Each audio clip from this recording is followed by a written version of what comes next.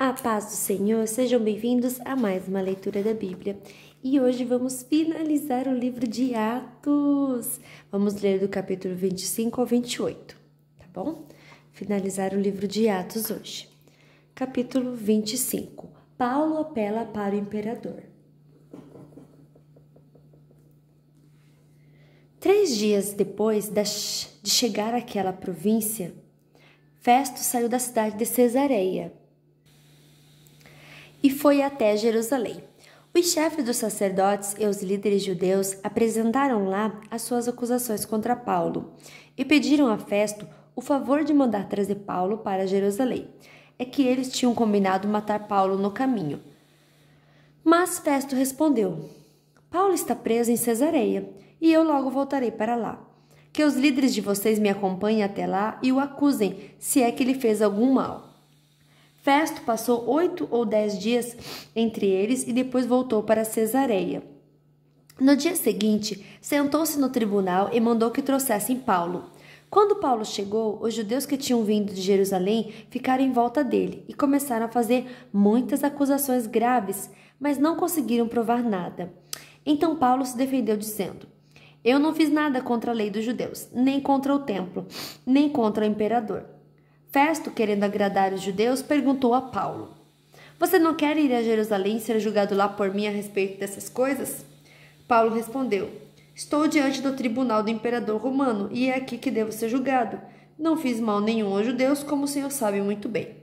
Se não respeitei a lei, ou se fiz alguma coisa que mereça a pena de morte, estou pronto para morrer. Mas, se o que dizem contra mim não é verdade, ninguém pode me entregar a eles. Portanto, apelo para o imperador. Então Festo, depois de conversar com seus conselheiros, disse: Já que você apelou para o imperador, então irá para o imperador. Paulo diante de Agripa e Berenice. Alguns dias depois, o rei Agripa e Berenice, sua irmã, chegaram a Cesareia para cumprimentar Festo. Quando já fazia alguns dias que eles estavam lá, Festo contou ao rei o caso de Paulo. Ele disse: Está aqui um homem que Félix deixou como prisioneiro. Quando fui a Jerusalém, os chefes dos sacerdotes e os líderes dos judeus fizeram acusações contra ele e me pediram que o condenasse. Mas eu lhes disse que os romanos não costumam condenar ninguém, sem primeiro colocar os acusadores diante do acusado, dando a este a oportunidade de se defender. Por isso, quando eles vierem até aqui, não perdi tempo e logo no dia seguinte sentei no tribunal e mandei que trouxessem o homem. Os seus inimigos chegaram, mas não o acusaram de nenhum crime grave como pensei que iam fazer. A única acusação que tinham contra ele era a respeito da própria religião deles e também sobre um homem que já morreu, chamado Jesus. Paulo afirma que esse homem está vivo. Eu não sabia como conseguir informações sobre esse assunto. Por isso perguntei a Paulo se ele queria ir a Jerusalém para ser julgado lá a respeito dessas acusações. Mas Paulo apelou para o imperador e pediu para ficar preso até que o imperador resolvesse seu caso. Então mandei os guardas tomarem conta dele até que eu pudesse mandá-lo para o imperador. Aí Agripa disse a Festo: Eu gostaria de ouvir esse homem. Amanhã o senhor vai ouvi-lo, respondeu Festo. No dia seguinte, Agripa e Berenice chegaram com grande cerimônia e pompa. Entraram na sala de audiências com os chefes militares e os homens mais importantes da cidade. Festo mandou que trouxessem Paulo e disse: Rei Agripa e todos que estão aqui, vejam este homem. É contra ele que todos os judeus, tanto daqui como de Jerusalém, estão fazendo acusações diante de mim.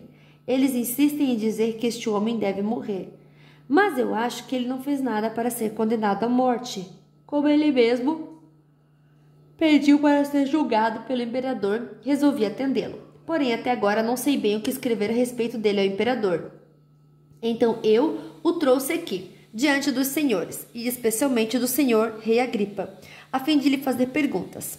Assim terei alguma coisa para escrever, pois acho absurdo mandar um prisioneiro sem explicar claramente as acusações que existem contra ele. Capítulo 26. Paulo se defende diante de Agripa.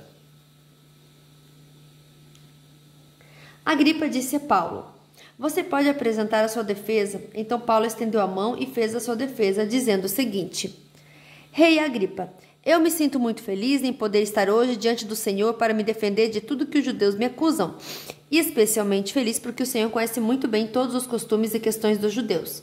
Portanto, peço que o Senhor me escute com paciência. Todos os judeus sabem como tenho vivido no meio do meu povo e também em Jerusalém desde a minha juventude até hoje.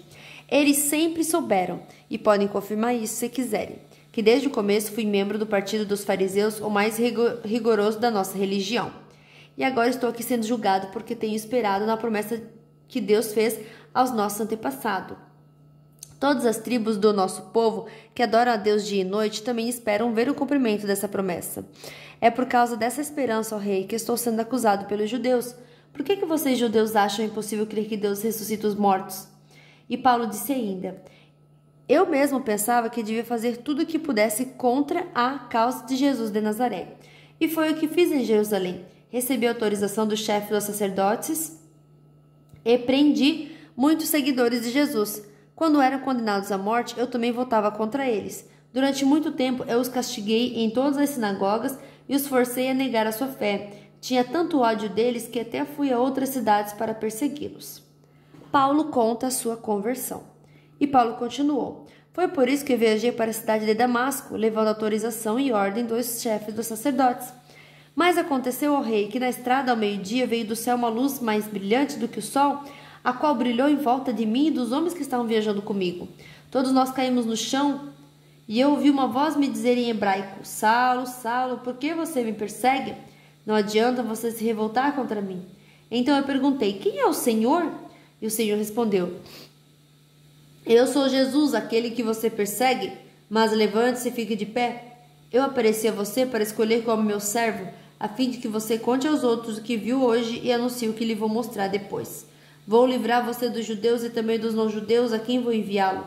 Você vai abrir os olhos deles a fim de que eles saiam da escuridão para a luz e do poder de Satanás para Deus. Então, por meio de fé em mim, eles serão perdoados dos seus pecados e passarão a ser parte do povo escolhido de Deus. Paulo fala sobre o seu trabalho. Paulo terminou dizendo: portanto, ó rei Agripa, eu não desobedeci à visão que veio do céu. Anunciei a mensagem primeiro em Damasco e depois em Jerusalém, em toda a região da Judeia e entre os não-judeus. Eu dizia a todos que eles precisavam abandonar os seus pecados, voltar para Deus e fazer coisas que mostrassem que estavam de fato arrependidos. Foi por isso que alguns judeus me agarraram quando eu estava no pátio do templo e quiseram me matar. Mas até hoje Deus tem me ajudado e por isso estou aqui trazendo a mensagem a todos, tanto os humildes como aos importantes. Pois eu digo a mesma coisa que os profetas e Moisés disseram que ia acontecer. Eles afirmaram que o Messias precisava sofrer e ser o primeiro a ressuscitar, para anunciar a luz da salvação, tanto aos judeus como aos não-judeus. Quando Paulo estava se defendendo assim, Festo gritou: Paulo, você está louco, estudou tanto que acabou perdendo o juízo. Paulo respondeu: eu não estou louco, excelência. Estou em perfeito juízo e digo a verdade. Eu posso falar diante do rei Agripa com toda a coragem, porque tenho certeza de que ele conhece todas essas coisas muito bem, pois não aconteceram em nenhum lugar escondido. Então Paulo disse ao rei: Rei Agripa, o senhor crê dos profetas? Eu sei que crê. Agripa respondeu: você pensa que assim, em tão pouco tempo, vai me tornar cristão? Paulo disse: pois eu pediria a Deus que em pouco ou muito tempo, não somente o Senhor, mas todos que estão me ouvindo hoje, chegassem a ser como eu, mas sem estas correntes. Aí o rei Agripa, o governador Berenice e todos que estavam com eles se levantaram e saíram comentando: este homem não fez nada para merecer a morte, nem para estar preso. Então Agripa disse a Festo: eu já podia estar solto se não tivesse pedido para ser julgado pelo imperador. Capítulo 27. Paulo viaja para Roma.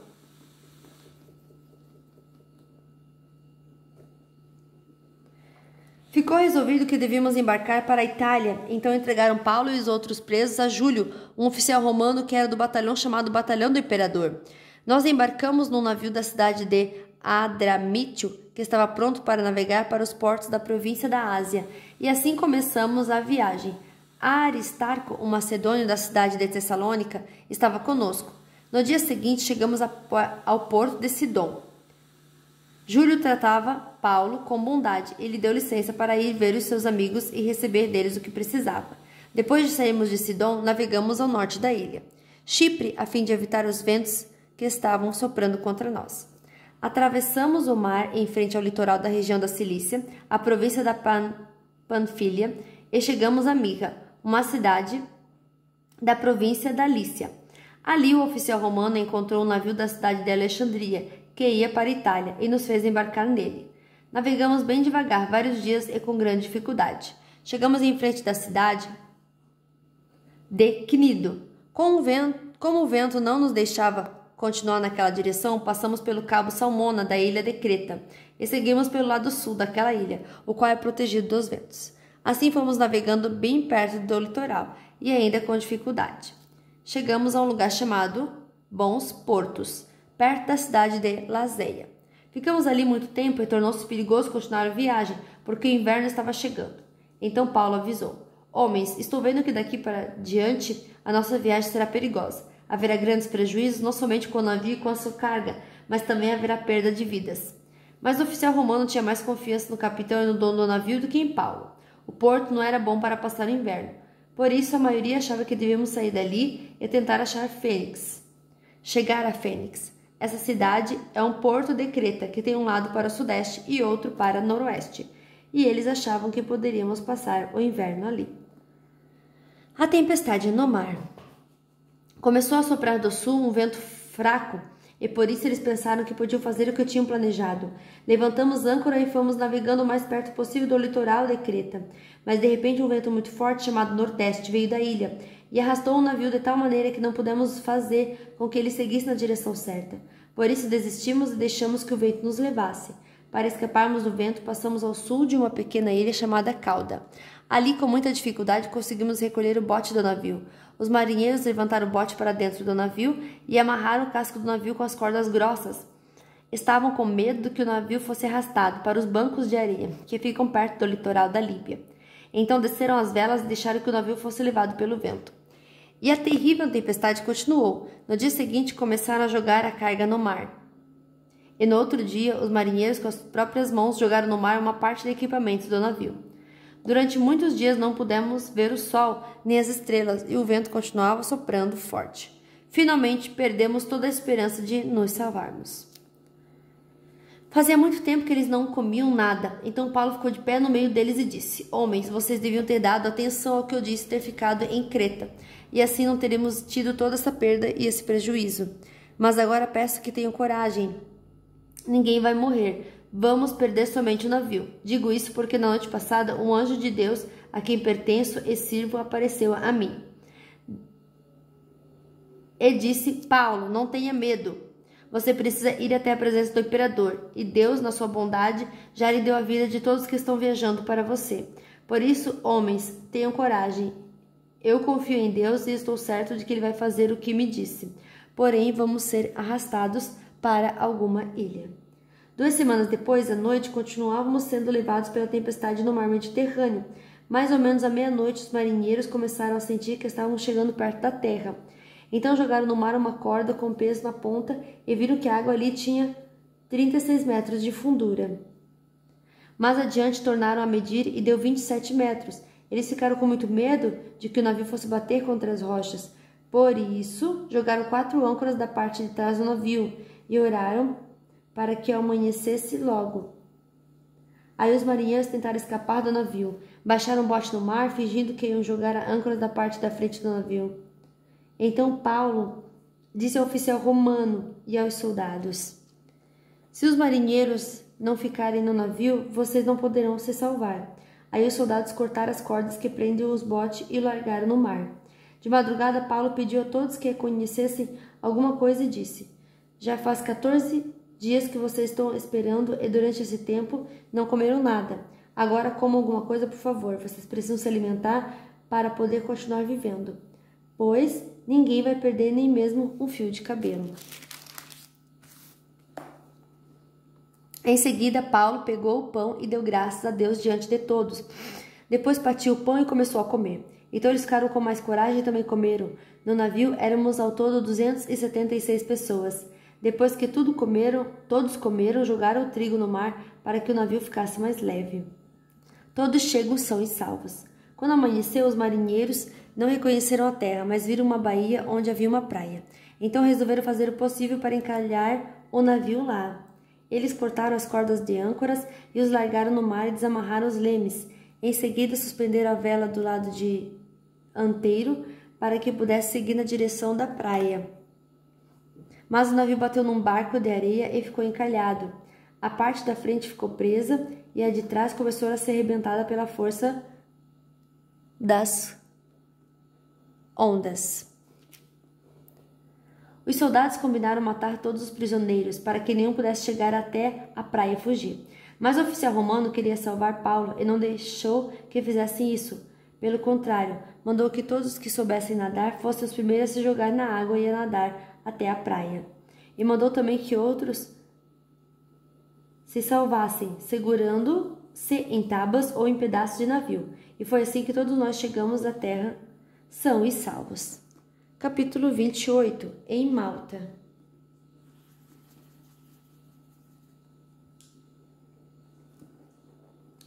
Quando já estávamos em terra, sãos e salvos, soubemos que a ilha se chamava Malta. Os moradores dali nos trataram com muita bondade. Como estava chovendo e fazia frio, acenderam uma grande fogueira. Paulo ajuntou um feixe de gravetos e os estava jogando no fogo, quando uma cobra, fugindo do calor, agarrou-se na mão dele. Os moradores da ilha viram a cobra pendurada na mão de Paulo e comentaram: este homem deve ser um assassino, pois ele escapou do mar, mas mesmo assim a justiça divina não vai deixá-lo viver. Mas Paulo sacudia a cobra para dentro do fogo e não sentiu nada. Eles pensavam que ele ia ficar inchado ou que ia cair de moto de repente. Porém, depois de esperar bastante tempo, vendo que não acontecia nada, mudaram de ideia e começaram a dizer que ele era um deus. Perto daquele lugar havia algumas terras que pertenciam a Paulo, o chefe daquela ilha. Ele nos recebeu muito bem e durante 3 dias nós fomos seus hóspedes. O pai dele estava na cama, doente, com febre e disenteria. Paulo entrou no quarto, fez uma oração, pôs as mãos sobre ele e o curou. Depois disso, os outros doentes da ilha vieram e também foram curados. Eles mostraram muito respeito por nós, e quando embarcamos, puseram no navio tudo o que precisávamos para a viagem. De Malta para Roma. Depois de ficarmos 3 meses na ilha, embarcamos no navio na cidade de Alexandria, que tinha na proa a figura dos deuses gêmeos, Castor e Pólux. O navio tinha passado o inverno na ilha. Nós chegamos à cidade de Siracusa, onde ficamos 3 dias. Dali seguimos viagem e chegamos à cidade de Régio. No dia seguinte, o vento começou a soprar ao sul. E em 2 dias chegamos a Pozioli. Nessa cidade encontramos alguns cristãos que nos pediram que ficássemos com eles uma semana. E assim chegamos a Roma. Os irmãos de Roma tinham recebido a notícia da nossa chegada e foram se encontrar conosco nos povoados da praça de Ápio e de 3 Vendas. Ao ver esses irmãos, Paulo agradeceu a Deus e se animou. Em Roma. Quando entramos em Roma, Paulo recebeu permissão para morar por sua conta, guardado por um soldado.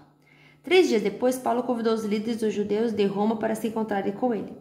Quando estavam reunidos, ele disse: meus irmãos, eu não fiz nada contra o nosso povo, nem contra costumes que recebemos dos nossos antepassados. Mesmo assim, eu fui preso em Jerusalém e entregue aos romanos. Eles me interrogaram e queriam me soltar, pois não acharam nenhum motivo para me colocar à morte. Mas os judeus não queriam que me soltassem. Por isso, fui obrigado a pedir para ser julgado pelo imperador, embora eu não tenha nenhuma acusação para fazer contra o meu próprio povo. Foi por esse motivo que pedi para ver vocês e conversarmos. Estou preso com estas correntes de vento por causa daquele que o povo de Israel espera. Então eles disseram: nós não recebemos nenhuma carta de Judéia a seu respeito. Também nenhum dos nossos irmãos veio de lá com qualquer notícia ou para falar mal de você.